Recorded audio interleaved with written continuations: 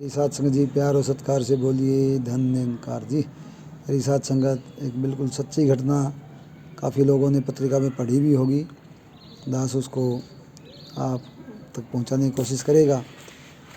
एक बारी एक भाई को कहा गया कि भाई यहाँ एक हफ्ते की सेवा है, तो दिल्ली उसको बुला लिया गया और उसके पास आदेश भेजा गया कि आप अपने साथ कम से कम 10 महात्मा और लेके आएँ, यहाँ एक हफ्ते की सेवा है। तो वो कहीं फैक्ट्री में काम करता था, गरीब सा बंदा था। वो फैक्ट्री वाले मालिक के पास गया कि मालिक मुझे एक हफ्ते की छुट्टी चाहिए। तो मालिक ने कह दिया भाई तू यहाँ मुनीम का काम करता है और तेरे बिना काम हमारा नहीं चल सकता, तुझे हम छुट्टी नहीं दे सकते। तो बोला जी मुझे ज़रूरी है, सेवा पे जाना है।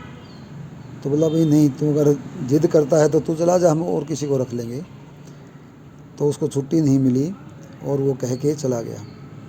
तो उसके पास जो भाड़े के या कह सकते हो किराए के पैसे भी नहीं थे।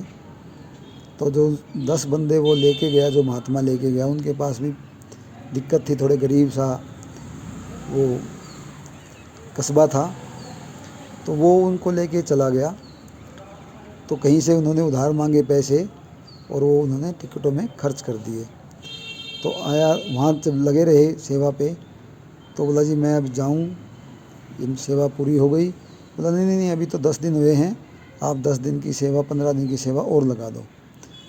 तो उसने और सेवा लगा दी। तो जो उसके साथी गए थे वो धीरे धीरे सारे वापिस आ चुके, वो अकेला लगा रहा।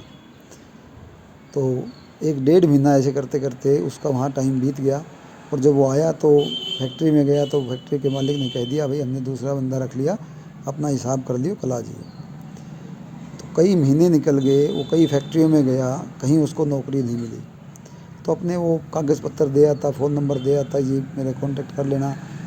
तो घर के धीरे धीरे उसके बर्तन बिकने शुरू हो गए, कोई पैसे नहीं दे रहा था उसको, वो काफ़ी कर्जदार हो गया। तो बहुत लंबे समय के बाद उसको एक जगह से कॉल आता है कि भाई तुम हमारी यहाँ पे फैक्ट्री में काम कर सकता है। वहाँ गया वो, तो उसने नौकरी करी वहाँ पे। तो वहाँ उसको लगे कुछ टाइम हुआ था। उसके बाद वहाँ से भी बड़ी नौकरी का उसको ऑफ़र आ गया कि भी तुम हमारी, जैसे मान लो वो अभी एग्जैक्ट दास को ध्यान नहीं है, तो उसने मान लो उस टाइम 10,000 की नौकरी करता था, तो 30,000 की नौकरी पे लग गया वो। और उसके बाद जब 30,000 की उसने नौकरी करी तो उसके बाद 50,000 का ऑफ़र आ गया। ऐसे करते करते उसको 1 साल के अंदर अंदर वो 1.5 लाख से ऊपर की तनख्वाह लेने लग गया। पहले वो नौकरी करता था 8-10 हज़ार रुपये की, और वो पहुंच गया कहाँ, 1.5 लाख पे। उसको गाड़ी भी मिल गई, बड़ी जो फैक्ट्रियां थी उनमें वो काम करने लग गया, उसका रुतबा बढ़ गया।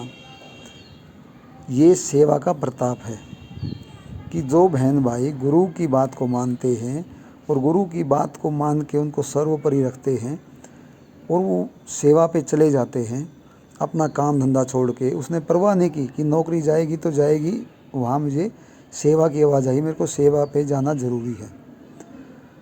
तो ये देखो महात्माओं जी कि हम क्या कर रहे हैं। हम क्या सेवा की आवाज़ आती है जब सेवा पे जा पाते हैं, या कोई नौकरी छोड़ के जा पाता है। ऐसे तो कोई चला भी जाता होगा, और किसी को 1 हफ्ते की सेवा मिलती है, 10 दिन की मिलती है, तो वो 1 डेढ़ महीना सेवा नहीं करता। वो 1 हफ्ते बाद बोलता जी मैं तो महात्मा जी जा रहा हूँ, दूसरे बंदे आ गए। और उसको रोका गया, कोई गुरु की अलग ही उसके ऊपर मेहर थी, और वो रुक भी गया। उसने तहे दिल से सेवा भी की, फिक्र नहीं की कि तेरी नौकरी चली जाएगी। तो महात्मा जी ऐसे बने कि हमें, हमारी मिसाल जो है वो पत्रिका में छपे, और पूरे हमारे जैसे जो महात्मा हैं वो भी उसकी गाथा गाएं, लोगों को समझाएं कि धीरे धीरे अपने आप को मालिक के चरणों में न्यौछावर करने की कोशिश करें।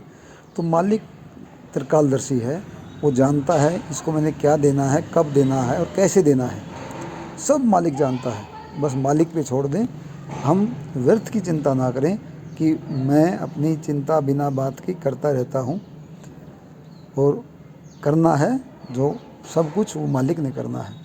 तो मालिक के ऊपर छोड़ दे साथ संगत जी। तो प्यार से कहना धन निरंकार जी।